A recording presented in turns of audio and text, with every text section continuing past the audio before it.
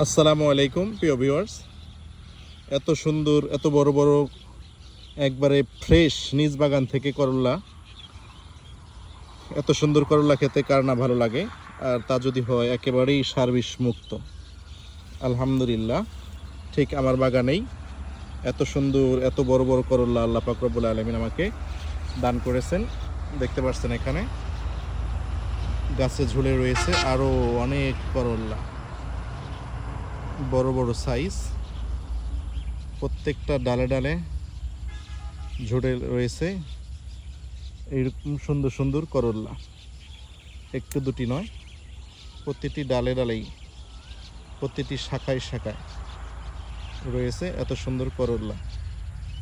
আলহামদুলিল্লাহ, খুবই সুন্দর, এত মনোরম একটা দৃশ্য কার না ভালো লাগে। আলহামদুলিল্লাহ, আল্লাহ শুকরিয়া যে আমার শখের বাগানে আল্লাহ রাব্বুল আলামিন এত সুন্দর সুন্দর সবজি আমাকে দান করবেন, যেটা কল্পনাতেও ছিল না।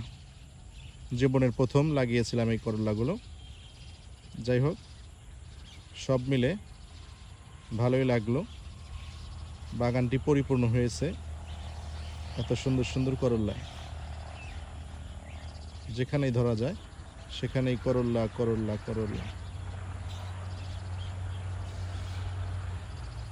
অনেক করলা।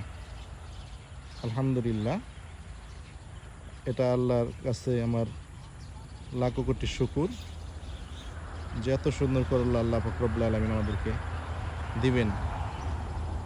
শখের বশতে বাগানটি করেছিলাম। যাই হোক, আল্লাহ চাইলে এরকম জঙ্গলময় জায়গাতেও যে এত সুন্দর সবজি দিতে পারেন, এটাই তার বাস্তব উদাহরণ।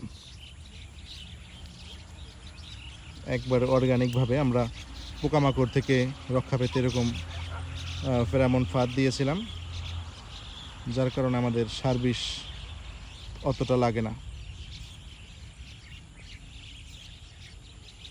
আলহামদুলিল্লাহ, তো সব মিলে আমাদের মাচায় আছে অনেক করলা।